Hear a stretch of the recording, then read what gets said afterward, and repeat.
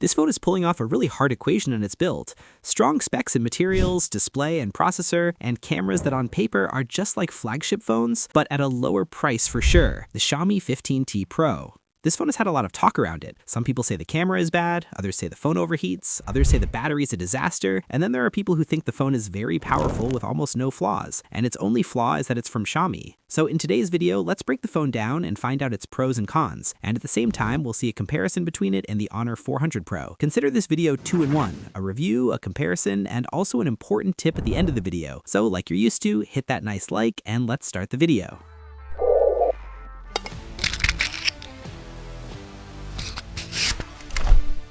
Someone will tell me now, why didn't you include the Samsung S25 FE in today's video? Simply because it's not available with me right now, and I didn't want to delay the review any more than that. And I also know, and I'm sure, that Samsung users think differently. They look only at Samsung, and they don't really put Chinese brands in their mind, like Xiaomi, Honor, and Oppo. So let's go back to our beautiful phone, the 15T Pro, which has flagship level materials. Come look at the back. Frosted glass that doesn't pick up scratches or fingerprints, meaning it looks very clean and premium. And you also get a solid aluminum frame, and you'll find antenna lines for the phone's signal all around the frame. So the phone feels premium, and it's completely flat, no curves at all. The display is flat, the back is flat, and the frame is flat, so it doesn't slip out of your hand. But what I felt is that this phone might be one of the widest phones in the flagship killer category. Someone will come and say, well, that means the phone didn't offer anything new in materials compared to the S25 FE, or even compared to the Reno 14 and 15 Pro. And I'll tell you, yes, you're right. It's similar to them. You're absolutely right on that point, and it's not less than them at all. Of course, the phone is water resistant with IP68, very solid resistance. The color I have is black. I usually don't like black because phone photography doesn't look the best, but honestly, on this phone, it looks premium. I don't want to be unfair, this phone really looks premium in black, but I personally still prefer other colors. The phone isn't lightweight. It weighs 210 grams and its thickness is 8 millimeters. It's not a small phone and it's not light. It's packed with specs, and that's why it feels heavy and loaded. What I really like is that the camera circle or square doesn't stick out much from the body, even though the cameras here are very strong, as we'll see in a bit. So when you put the phone down on its back, if you're not using a case, you'll find it doesn't wobble. It stays stable, unlike many other phones that rock back and forth. Of course, I know this information doesn't really matter if you use the case that comes in the box, and yes, there is a case included in the box. Now, tell me your opinion. The design of the 15T Pro next to something like the Honor 400 Pro with a glass back but a plastic frame, ignoring materials, which design do you think looks better?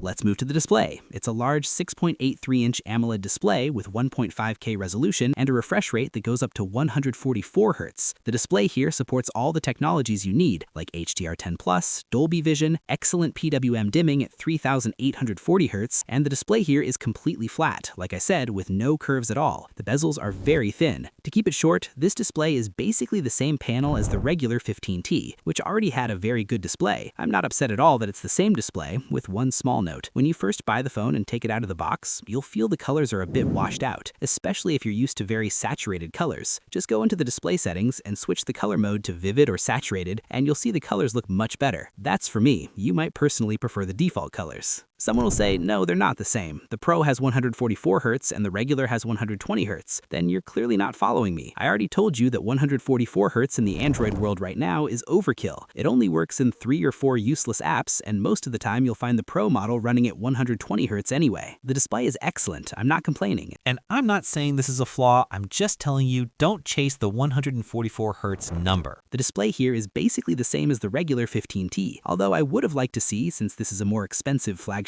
killer, an LTPO AMOLED or a nicer panel. You might ask, how's the brightness under sunlight? The phone is rated at 3200 nits peak, around 1500 nits typical, and you'll see the display very clearly under the sun. It also has Gorilla Glass 7 eye protection and a screen protector already applied in the box. So overall, the display is fine. I have zero problems with it. The colors are very good, by the way, and the experience is excellent. Don't think for a second that I'm criticizing it. It's not worse than other displays in the same price range. Maybe the S25 FE has a slightly higher grade panel compared to Chinese phones like Xiaomi, Honor, and Oppo, but honestly, you'll only notice that if you compare multiple displays side by side. As a standalone phone, the display is excellent. Now tell me, if you're choosing between this display and the curved display on the Honor 400 Pro with the dual selfie cutout, which one would you choose? The Xiaomi display or the Honor display? Now let's move on to performance, which is a huge point of dominance for this phone because Xiaomi used last year's flagship processor from MediaTek called Dimensity 9400 Plus, built on 3 nanometer technology. 3 nanometers nanometers. This is the first time I've ever said that in a flagship killer phone, of course paired with very fast storage, UFS 4.1. As for updates, focus with me here. This phone is supposed to get 5 years of Android updates. It currently launches with Android 15, but as soon as you buy it, you'll find an update that takes it to Android 16 on HyperOS 3, and the phone I'm using right now is already running this interface. So just like that, you've already used up 1 year, and you've got 4 years left. In short, this phone will keep getting updates all the way up to Android 20, and on top of that, 2 additional years of security updates. I hope you understood the update situation.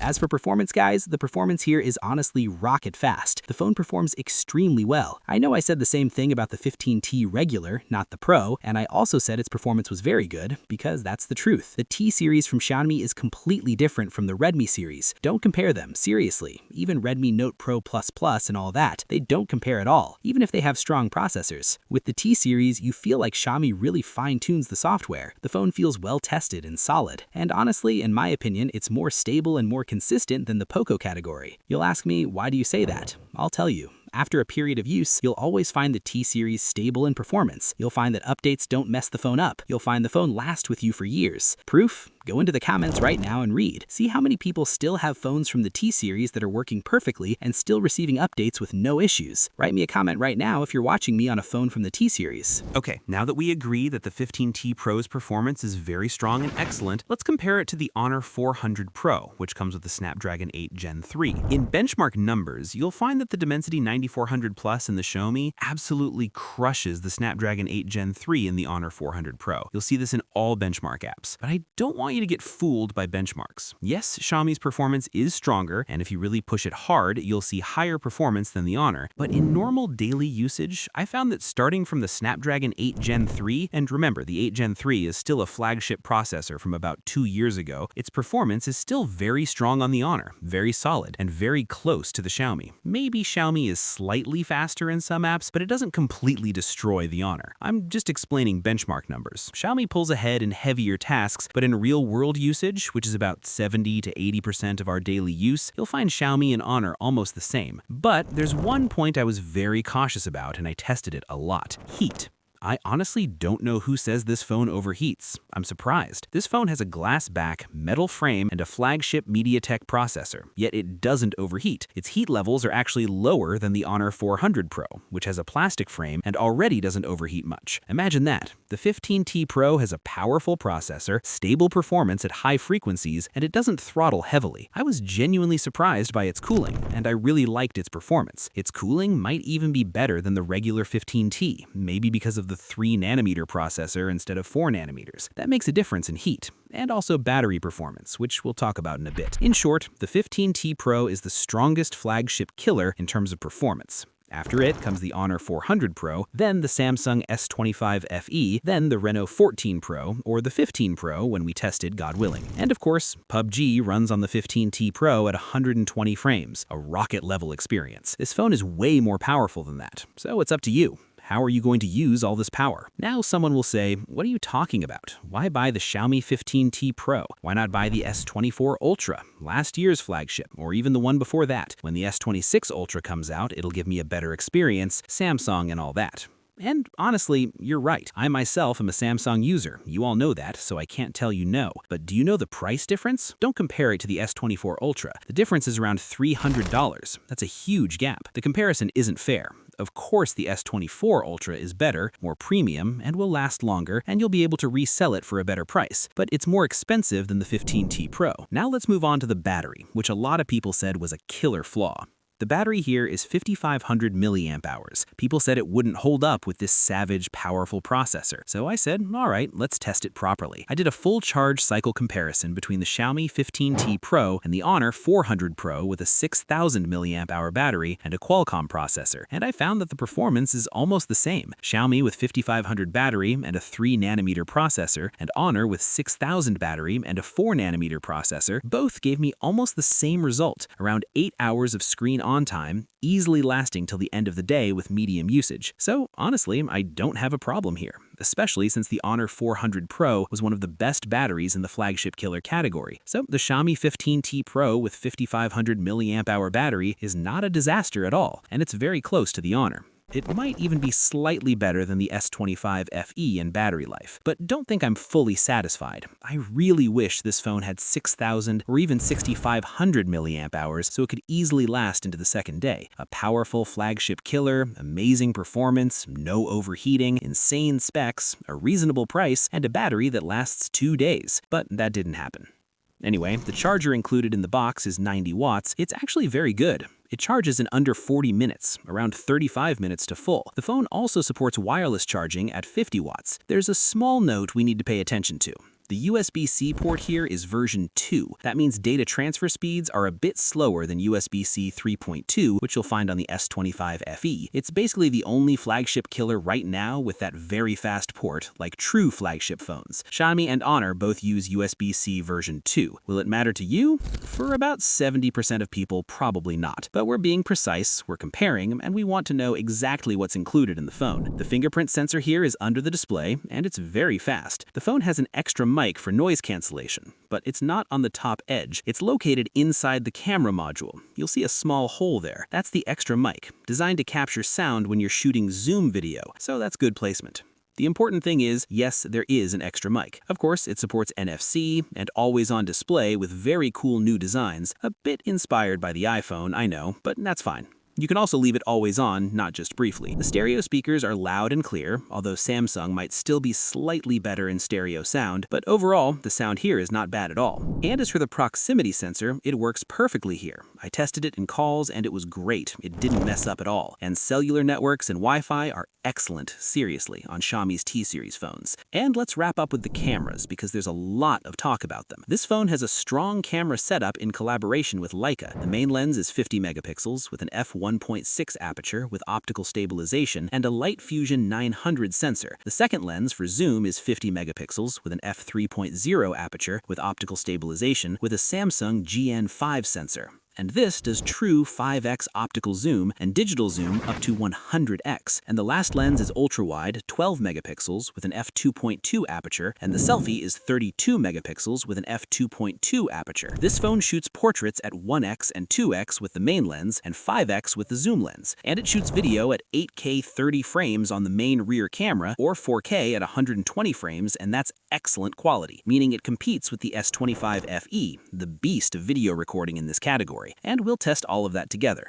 But the important thing, let's now test camera quality on the 15T Pro and see what the story is with portrait shots or shooting people, because a lot of people complained that on Xiaomi it's not always very accurate. And we'll compare it to Honor and see if this phone is actually strong in photography or what's going on. Let's start with portrait photos. First photo in the sun, 1x portrait. Excellent on both phones, totally normal. And the sky looks a bit nicer on Xiaomi. Okay, 2x, both are very good, but you'll start to notice some warmth or a slight yellow tint on Xiaomi because the sun was strong and it actually made everything look yellow. And for face details, they're both very competitive. Let's zoom more. True 5x on Xiaomi and 6x on Honor. And this 6x is done digitally from the 3x zoom lens in this scenario. Both are excellent here. Xiaomi makes things a bit yellow, Honor makes the photo a bit blue.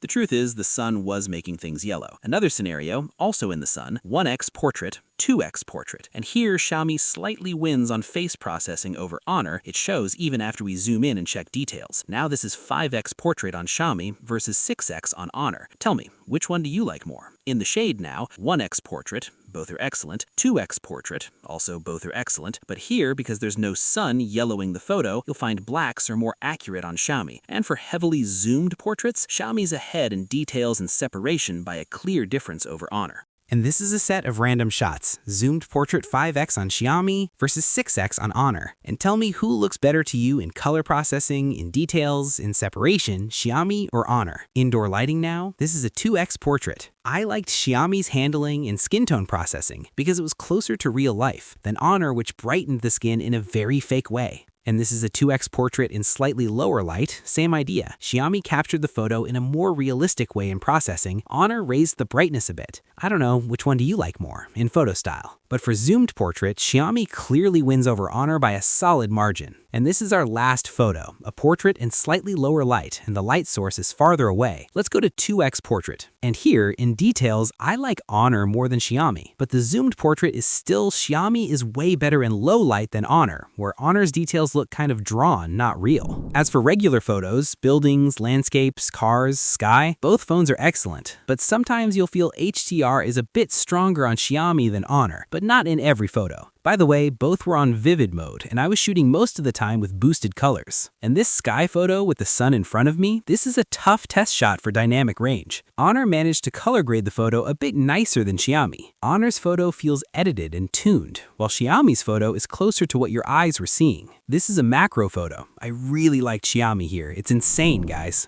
Night photography is excellent on both phones, but Xiaomi brightens photos more thanks to the larger sensor, and it also grabs slightly better colors at night than Honor. As for zoom, close zoom up to around 10x, you'll find both phones similar. They capture lots of details you can see with your eyes, no problem. But when the zoom goes farther and you pass 20x, for example, you'll find Xiaomi's advantage is very clear. The details are obviously sharper than Honor, and it zooms farther too, 100x versus Honor's max of 50x. So Xiaomi's zoom lens is stronger than Honor's, and it's one of the strongest zoom lenses in the flagship killer category, and it's also better at night than Honor. As for selfies, there's a big difference in processing style. Xiaomi gives a darker, bronzy skin tone, kind of iPhone-like. Honor gives a lighter skin tone with a more Chinese vibe. I don't know what style you guys like more. I tried to show you lots of selfie photos so you can choose what's best for you. If I had to choose, I like Xiaomi's selfie more in bright lighting, but when the light drops at night, I like Honor's selfie more because it brightens the face a bit, while Xiaomi crushes the shadows hard and makes selfies look dark. Write me a comment right now and tell me your opinion. Which cameras did you like more, the Xiaomi 15T Pro or the Honor 400 Pro? I'll leave you now with video recording. Look at the dynamic range with the sun hitting the lenses straight on. Right now, I'm recording with the 15T Pro next to the Honor 400 Pro. The Honor 400 Pro is already very strong in video recording, but it's clear the 15T Pro is coming in to raise the bar and flex on it in video quality, which I feel is better, regardless of the specs. Even though, yes, the 15T Pro records 8K video like the S25 FE, while the 400 Pro tops out at 4K only. But I feel the actual video quality, details, and dynamic range is better on the 15T Pro than the Honor 400 Pro. And if we go to the telephoto lens on both phones, 3x on Honor and 5x on Xiaomi, look at that building over there. Look at the dynamic range and the coloring. Xiaomi really is excellent in video. I'm seeing this right now on the phone screens, so let's transfer the clips and see. But please, Xiaomi, don't embarrass me, and then at the end, the quality turns out to be whatever. Night video now. These are supposed to be strong flagship killers, so they should shoot high-quality video. Right now, I'm filming with the 15T Pro next to the Honor 400 Pro in slightly low light, and I'm feeling the 15T Pro quality is a bit better than the Honor 400 Pro. So let's see. Like, for example, if someone is standing there, let's film them and get closer. Look at the skin tones. Oh, Xiaomi is clearly better than Honor for filming people at night in videos, but let's see the final result. Now let's go to the telephoto lens here and here. This is 3x and 5x on Honor. Alright, put them side by side and let's see who's better. Okay, so what do you guys think the selfie looks like? Right now, I'm filming in 4K, and the sun is hitting my face hard, a really tough situation, on the 15T Pro and the Honor 400 Pro. Let's go into the shade now so we can see the difference in video quality. Is the 15T Pro still better in the selfie camera for video recording, not photos, than the Honor 400 Pro or what? I feel the dynamic range on Xiaomi is excellent, but there's a bit too much redness in the skin tone. It leans toward the old iPhone style a bit, but it's still better than the super harsh skin tone on the Honor 400 Pro. The Honor 400 Pro isn't bad, but you need to shoot selfie video in a bit of shade to get good selfie video quality. And at night, selfie video, the skin tones, and the detail quality on Honor are not good at all next to Xiaomi. Xiaomi's better, but still it does that weird bronzy skin tone. But overall, quality-wise, selfie video, look at the details even behind me. Xiaomi is way better than the Honor 400. So it's clear Xiaomi is very strong in video recording, whether rear camera or selfie. The price for the 512GB version with 12GB RAM is $800. All prices mentioned are approximate estimates meant to give you a general idea. please check local prices in your country for accuracy. You can, of course, run 2 SIM cards, but you can't install a memory card. And there's something weird I discovered. When I first took the phone out of the box, eSIM was working. As soon as it updated to Android 16, I don't know what kind of evil spirit got into it. The eSIM disappeared. I don't get it. Is this a bug or what? But I hope Xiaomi fixes this issue. eSIM works on the regular 15T, so how am I not finding it on the Pro? It was there, like I'm telling you, but right now it's not there. Okay, so now I finished the review, and I finished most of what I had to say. Now I'll give you a tip. If you're a regular user and you're looking for a mid-range phone and you don't have issues with Xiaomi, then even though I'm impressed with the 15T Pro, I would not recommend it to you. In that case, I'd tell you choose the regular 15T. It will give you a more than excellent experience, and it will cover almost all your needs. But if you want the highest specs, someone who games hard on the phone, someone who edits on the phone, someone who wants a very powerful processor, someone who wants a very strong zoom camera, then think about the 15T Pro, which is about $300 more expensive, but it gives you things worth it, like the metal frame, the much stronger processor, the very powerful zoom camera, the battery with real-world stronger performance, the faster charger, and support for wireless charging. So yes, the difference is worth it. But like I told you before, set your priorities before you choose, so you pick a phone that fits your usage. Now, I need to know your opinion. After you watched this review, if you were going to buy a phone in the flagship killer category, around the $800 price range, or even if you were recommending a phone to someone, would you tell them to get the 15T Pro, the Honor 400 Pro, or the Samsung S25 FE? I'd love to know your opinion. Share your thoughts in the comments and let's discuss objectively. And tell me your experiences with Xiaomi T-series phones. Do they give you problems? Is their performance stable after a period of time? Are you confident buying the 15T Pro to last with you long time without issues? Do you have no issue with Xiaomi? All of that, let's talk about it in the comments below together. And now, I'm done with the video. Make sure you hit that nice like, write me a comment, don't forget, and subscribe if you're watching us for the first time on YouTube, and turn on the bell so you catch new phone reviews and comparisons as soon as they drop.